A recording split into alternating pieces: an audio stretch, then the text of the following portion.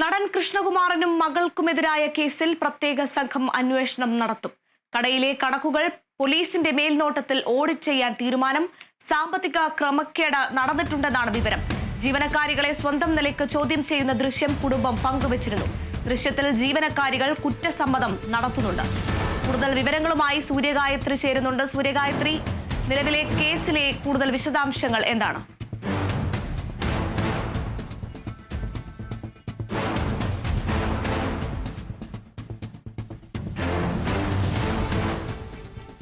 നടത്തിയിട്ടുണ്ട് എന്ന തരത്തിലുള്ള പ്രതികരണം നടത്തിക്കൊണ്ടുള്ള തങ്ങളുടെ ഭാഗത്ത് അത്തരത്തിലൊരു ക്രമക്കേട് നടത്തിയിട്ടുണ്ട് എന്ന തരത്തിലുള്ള പ്രതികരണം നടത്തിക്കൊണ്ടുള്ള വീഡിയോ അത് ഇന്നലെ പുറത്തുവിട്ടിട്ടുണ്ടായിരുന്നു.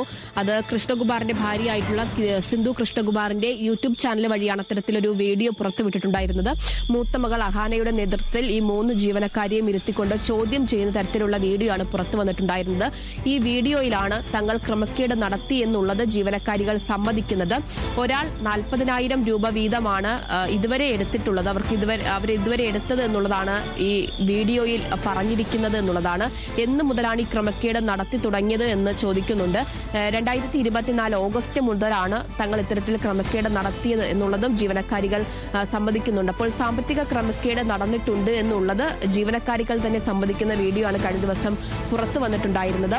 ഇതിപ്പോൾ പോലീസിന്റെ കയ്യിൽ 2 പരാതികളും ഉണ്ട് എന്നുള്ളതാണ്. കൃഷ്ണകുമാറും ദിയയും നൽകിയ ജീവനക്കാരികൾക്കെതിരെയുള്ള പരാതിയും അതുപോലെ തന്നെ ജീവനക്കാരികൾ കൃഷ്ണകുമാറിനും കുടുംബത്തിനുമെതിരെ നൽകിയ പരാതിയും പോലീസിന്റെ കയ്യിലുണ്ട് എന്നുള്ളതാണ്. ഈ 2 പരാതികളും SHOയുടെ നേതൃത്വത്തിൽ അന്വേഷിക്കും എന്നുള്ള വിവരമാണ് ഇപ്പോൾ അറിയുന്നത്.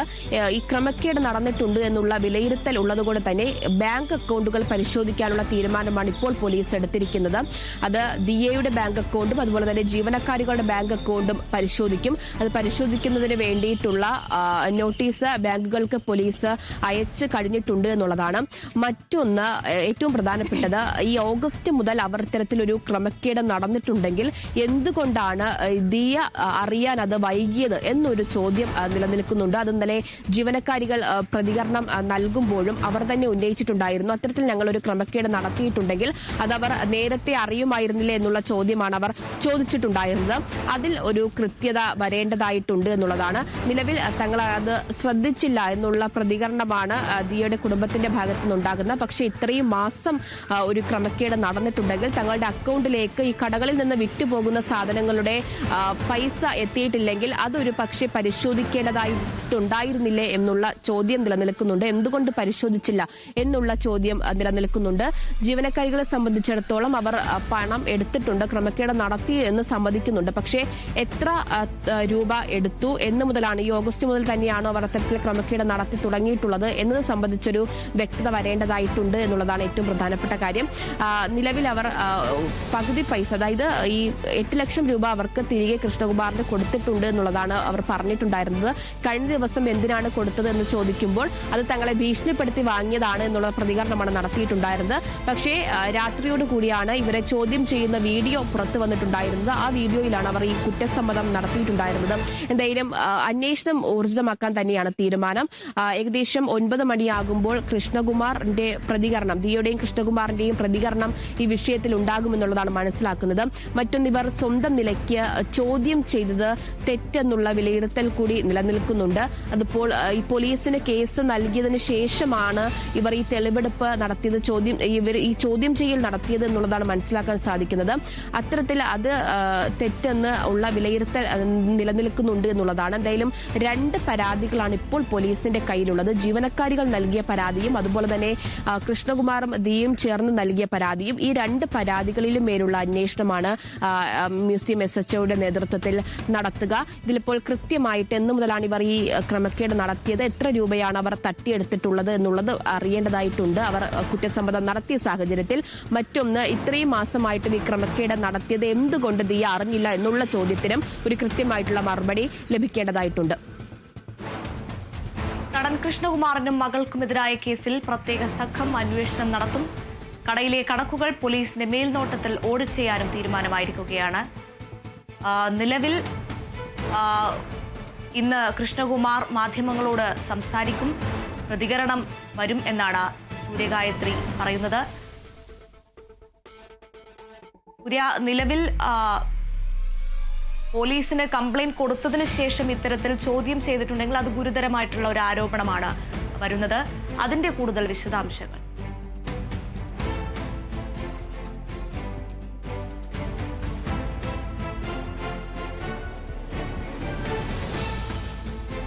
സൂര്യ, ദിയയും കുടുംബവും നിലവിൽ പരാതി കൊടുത്തതിന് ശേഷമാണ് ഇവരെ ചോദ്യം ചെയ്തിരിക്കുന്നത്.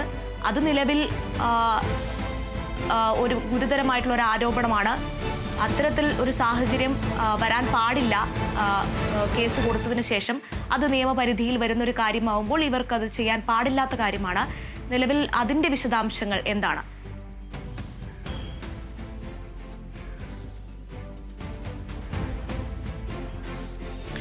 അതായത് ഇന്നലെ പുറത്തു വന്ന വീഡിയോയിൽ അഹാന തന്നെ പറയുന്നുണ്ട്. അതായത് കൃഷ്ണകുമാറിന്റെ മൂത്തമകൾ അഹാനയുടെ നേതൃത്വത്തിലാണ് 3 ജീവനക്കാരെയും ഈ ചോദ്യം ചെയ്യുന്നത്.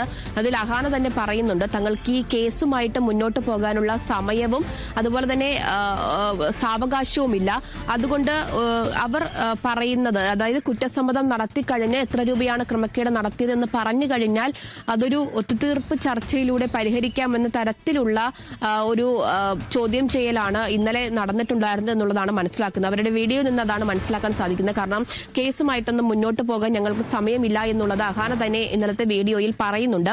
ഇതിനു മുൻപ് തന്നെ ഈ ജീവനക്കാരികളെ വിളിച്ചു വരുത്തുകയും അവരോട് എന്താണ് ഈ സംഭവം എന്നത് സംബന്ധിച്ച് ചോദ്യം ചെയ്യുകയും അതിന്റെ വീഡിയോ ഒക്കെ തന്നെ അവർ പുറത്തുവിടുകയും ഒക്കെ ചെയ്തിട്ടുണ്ടായിരുന്നു. ആ സമയത്തും അത്തരത്തിൽ തങ്ങൾ ക്രമക്കേട് നടത്തിയിട്ടില്ല എന്നുള്ളത് ജീവനക്കാരികൾ പറയുന്നില്ല എന്നുള്ളതാണ്. കഴിഞ്ഞ ദിവസം ഈ ചോദ്യം ചെയ്യുമ്പോഴും നമുക്കറിയാം അത് ഒന്നും വിട്ടു പറയുന്നില്ല 3 ജീവനക്കാരികളും. പക്ഷെ അവർ നടത്തിയിട്ടേയില്ല, ക്രമക്കേട് ഒന്നും നടത്തിയിട്ടില്ല, തങ്ങളുടെ ഭാഗത്ത് ഒരു തെറ്റും സംഭവിച്ചിട്ടില്ല എന്നുള്ളതും അവർ പറയുന്നില്ല. അവർ പറയുന്നുണ്ട് തങ്ങൾക്ക് ക്രമക്കേട് പറ്റിയിട്ടുണ്ട്.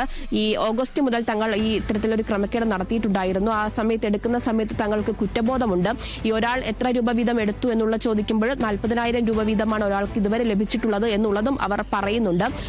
ഒരു പക്ഷേ അത്തരത്തിലൊരു ചോദ്യം ചെയ്തവർ വീഡിയോ റെക്കോർഡ് ചെയ്ത് അത് പിന്നീട് രാത്രി അപ്ലോഡ് ചെയ്യുകയും ചെയ്യുന്നുണ്ട്. ഈ പരാതിക്ക് ശേഷം ജീവനക്കാരികൾ മാധ്യമങ്ങൾക്ക് നൽകിയ പ്രതികരണത്തിൽ തങ്ങളുടെ ഭാഗത്ത് ഒരു തരത്തിലുള്ള തെറ്റും സംഭവിച്ചിട്ടില്ല എന്നുള്ളതാണ് അവർ വന്ന് പ്രതികരണം നടത്തിയിട്ടുണ്ടായിരുന്നത്. അത് കൂടാതെ കൃഷ്ണകുമാർ ജാതീയമായിട്ട് തങ്ങളെ അധിക്ഷേപിച്ചു എന്നുള്ള വിമർശനങ്ങൾ വരെ പ്രതികരണത്തിൽ അവർ പറഞ്ഞിട്ടുണ്ടായിരുന്നു. അതിന് ശേഷമാണോ ഈ ചോദ്യം ചെയ്യൽ എന്നുള്ളതാണ് അറിയേണ്ടത്. അത് ആണ് എന്നുള്ളതാണ് മനസ്സിലാക്കാൻ സാധിക്കുന്നത്. എപ്പോൾ തന്നെ ആയാലും അവർ ആ ചോദ്യം ചെയ്യലിൽ കുറ്റസമ്മതം നടത്തുന്നുണ്ട്. അതാണ് ഏറ്റവും പ്രധാന ഒരു കാര്യമായിട്ട് അവർ അത് വീഡിയോ ആയിട്ട് അപ്ലോഡും ചെയ്തിരിക്കുന്നത്. എന്തായാലും ഈ വിഷയത്തിൽ ഒരു വിശദീകരണം ഇനി ജീവനക്കാരികളുടെ ഭാഗത്ത് നിന്ന് ഉണ്ടാകുമോ എന്നുള്ളതാണ് മനസ്സിലാക്കേണ്ടത്. അത് സാധ്യത കുറവാണ് എന്നുള്ളതാണ്. ഇനി കേസ് അന്വേഷണത്തിന്റെ അടുത്ത ഘട്ടം എന്താണ് എന്നുള്ളതാണ് മനസ്സിലാക്കേണ്ടത്. ഈ ബാങ്ക് അക്കൗണ്ടുകളൊക്കെ തന്നെ പരിശോധിക്കേണ്ടതായിട്ടുണ്ട്. ജീവനക്കാരികളുടെ ബാങ്ക് അക്കൗണ്ടിലേക്ക് പണം വന്നിട്ടുണ്ടോ ഇവരുടെ കടയിൽ നിന്ന് എന്നുള്ളത് മനസ്സിലാക്കേണ്ടതായിട്ടുണ്ട്.